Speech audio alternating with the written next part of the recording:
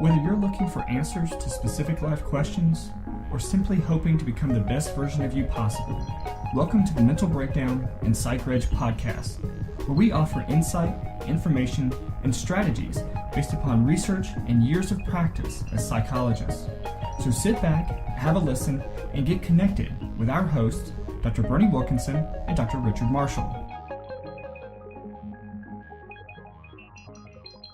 One of the best advertising campaigns, in my opinion, has come from Nike. And what they say is, just do it. Do it. And today we're going to talk about being proactive versus reactive. And to me, anytime I think of being proactive, I think of just do it. As a teacher and a parent and as a clinician, this whole notion of being reactive, to me, it becomes more and more important. Right. Whether I'm teaching, parenting, or working in a clinical setting. This business about so many people are simply reacting to circumstances rather than taking control. Right. You know, you have many, many people who come in, they want to get better, or they want to be a better student, or they want to be a better athlete. You have to become proactive. Right. And so many people wait and just react to circumstances. Well, I think so many things in our culture, in general, are based in being reactive. You know, when we think of healthcare is completely reactive. Few people, except for the first year of life, when we have well baby visits. Right. And anticipatory guidance. Right. Other than that, just about everything, we only go to the doctor when we're sick. Or the dentist. Right. You know, you should go every 6 months or so, right? Keep up with your dental health. Yeah. Most people wait until they have excruciating pain, which usually occurs at about 11 o'clock on a Saturday night. Exactly. You know, it never occurs during the day when you can do anything about it. But you're right. People wait until there's unbearable pain, and then they look for assistance. Right. Yeah. And so we need to, work to shift some of that perspective, because whether it's our physical health, whether it's our just our overall wellness, our emotional health, right? or our psychological, emotional health, we need to be more proactive in taking care of that so that we can live a happier, healthier life. Yeah, I just keep thinking about it, and I'm thinking life would be so much better if you would just work on prevention. We say that to people, children who have rage attacks or adults who have anger control problems. Don't put yourself in situations. Don't invite trouble. Right.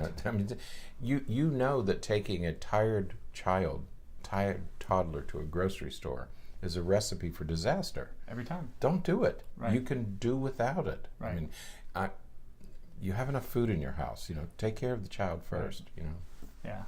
So we're going to pull these. There's 8 ways. This author from businesscollective.com, Michael Mogul. Yeah, he has his own company. Yeah. Young guy, started his own company, and tries to live and run his company. He lives by these principles and tries to run his company by these principles. 8 ways to become the most proactive person you know. And so I like these.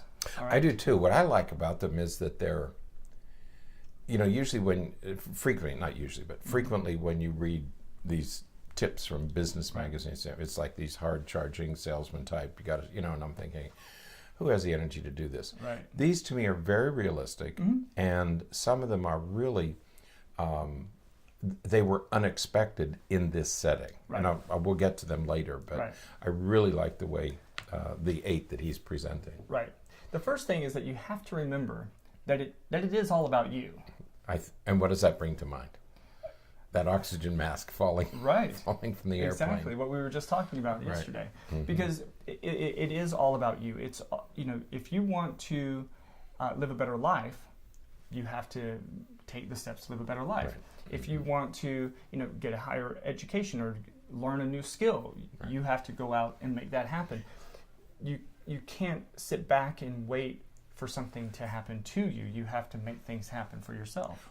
And you can't wait for other people to do it for you. Right. Nobody else is going to do this. If there was one thing I would want my children to learn, is that you must do it yourself. Do not expect, and I think it's a matter of expectations, don't expect other people to solve your problems or to do your work or to assume your responsibilities. Absolutely. It's about you. Absolutely. The second one is to be solution focused. Right. And I like this one. This is one of my favorites because you would like this. I thought about you when I read this one. I said, this is what Berney does. Yeah. Right? You're focusing on finding a solution. Right. You know, too many times we focus on the problem. Yeah. And I don't. It's understandable, I suppose, in some context to focus on the problem. But when we do that, we really narrow everything down to such a fine point that we can't that we fail to find opportunities. And so we have to be solution focused. Where do you spend your energy? Right. You know, I mean, you encounter. Look, you're never going to have a problem-free life. Right. Nobody will ever have a problem. If you do, you're probably already on the other side of the grass. Right. But you are always going to encounter problems. Right. Financial, health, doesn't matter. Don't spend your energy fussing over the problem. Okay, you have a problem.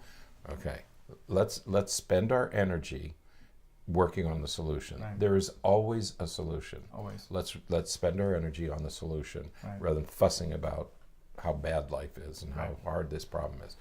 We all have problems. You're always going to have problems. Work for the solution. Absolutely. Number 3 is to be accountable. This is one of my favorites. This is this is one of my favorites. Right.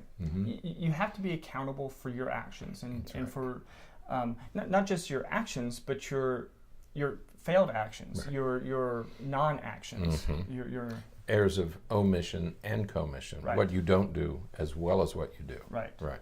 Yeah. I mean, how many times do we talk to teenagers and they're not wasn't my fault. They're not doing some of the things that they should be doing. Oh, well, you didn't tell me, or well, you didn't do this, or you didn't remind me. Right. Right. What do we have to remind you of everything? Right. You know, it's these. If you want to, make these changes in your life, if you want to be progressing in these areas of your life, get up and do something. Be accountable. It's it's yours. Right. Right. Take ownership. Right. Yeah. Right. The fourth thing is to use SMART goals, and SMART is an acronym for specific, measurable, attainable, realistic, and timely. Right. We've talked about SMART goals before, but if you go through those 5, if your goals have those 5 aspects, right. If they're very specific, if they're measurable, if you can attain them, and they're realistic and timely. Right. If you keep those 5 pieces in mind, you're going to set positive goals that are going to help drive you. We talked about this way back in December and January when we were anticipating resolutions. Exactly. Don't say, I want to get in shape. Right. I want to start exercising. No. Each morning I'm going to do 5 push-ups. Right. That's specific, measurable. It satisfies all those 5 things for the SMART goal. Absolutely. Number 5 is to make your own luck. And I like this one. I like this one. Right, because, how many times, he just lucked out. He's lucky because he knows this person or he knows that person, or she's lucky because this happened or that happened. You have to make your own luck. Right. And what that means is you have to put yourself out there. You have to try things that you may not otherwise try, because that's where the luck is going to come from. You have to do it. Right. Back to Nike's logo. Just do it. You have to do something. People say, oh, he's so lucky, won the lottery. Did you buy a ticket this week? Right. No. Right. Well, you can't be lucky if you don't have a ticket. Right. And people say, well, he's this or he's that. You make your own luck. You make decisions, and some good things are going to happen and some unfortunate things are going to happen. But you keep making decisions. You keep doing things. Because to do nothing, you can't have luck, achievement, goals, accomplishment, or anything else. Right. You have to keep doing. Yeah, I think about that with the World Cup is going on right now. It is? Who would have known? And but you see these guys, all the goals that are being made and everything, these great shots. But you occasionally you see these shots that people look at and they say, oh, that was a terrible shot. But at the same time, every once in a while, one of those shots will trickle through and go into the back of the net. What a brilliant shot. And it's, it goes back to that adage of you miss 100% of the shots you don't take. Right. So you just have to take the shot, and that's creating your own luck, because every once in a while you will hit it and it will bounce off of somebody else's foot and go in the net, even if it was a horrible shot to begin with. Right. So you got to take the shots. Right. Speaking of World Cup, I need to talk to you about this Iranian goalie that I'm hearing so much about. Yeah. You know the story. We could talk about There's a backstory there, right? I think so. Yeah. I need to know. I need to learn about that. Number 6. Number 6 is to be consistent. Be consistent. You do it every day. Your push-up exercise example. I'm going to do it every day. Every day. Right. You got to do it every day. Yeah. And we talked about that earlier this week too. One of the things people would do with dieting or exercising is they say, well, I think I'll ride my bike today at 3:00, and tomorrow it's, well, I think I'll go for a walk, and then no. You put it in your schedule, right? And you say every morning at 7:00 or whatever time of day you want to do this. Right. You clear out your schedule and you make time for this commitment. Right. Okay. And so just as you make time for lunch or dinner or when you go to bed or when you get up, you have to schedule these things, and you have to do it every day, because what you're trying to do is build good habits. Right. Yep. Now, number 7 is to find the right people. Thank you. And this kind of goes along with finding your own luck or making your own luck. That's right. But you have to find the right people. There are people out there who have similar interests as you. They have similar goals as you. You have to put yourself in a position to find those people so that you can collaborate and you can pull your resources together. Because if you're interested in building an app, let's say, you may have the knowledge about what you want in the app, but you need somebody to work with you to help with the knowledge of coding so that they can write the app. Right. But you have to find the right people, because if you're trying to do it all on your own, all by yourself, you're going to get overwhelmed. You're not going to be able to. It's going to go back to those SMART goals. Right. It's not going to be attainable. It's not going to be realistic, because you don't have those skills. Right. And you want to find other doers. Right. Because other doers are going to stimulate you. Right. There happens to be a scotch by that name, Doers, and they had an ad campaign for a couple of years about doers, people who do. Right. So hang out with people like you who also want to do things, who have the gumption, the enthusiasm, the interest to pack the car and do something. Those are the people you want to be with. You want to be with other doers. Right. Absolutely. And the last thing is that honesty is the best policy. And it's another one that I really like. Right. You never see this. You rarely see these kind of things in business journals. Business journals, right. Because you have to be honest with yourself and with others. That's right. That's right. With both. Too often we try to fool ourselves. We try to pull one over on other people, and while that may help you find immediate success, in the long run it's going to hurt you, because you're burning bridges, or you're creating discord that's going to eventually erode what you're trying to build. Right. So you have to be honest, again, with yourself and with everyone else that you're working with. That's right. If you're going to exercise, you have to do it strenuously. Otherwise, you're really not exercising. Right. Okay. I remember a story. Mark Spitz was a world-class swimmer. He won 7 medals at one of the Olympics when he was younger. And like Michael Phelps, he had this perfect body for swimming. He was like the precursor to Michael Phelps. And he thought about making a comeback. He decided that he would try it again and make a comeback. And people were watching him swim. The author of this article was watching him swim, and he noticed that he wasn't swimming enough laps and he wasn't swimming them hard enough. Right. He just wasn't putting in the effort that he needed to put in, and he never did make the comeback because he just wasn't. He's deluding himself. You got to be honest with yourself. Right. Are you working as hard as you should? Are you keeping up? Exactly. Are you doing what you're supposed to be doing? Again, it goes back to accountability. Right.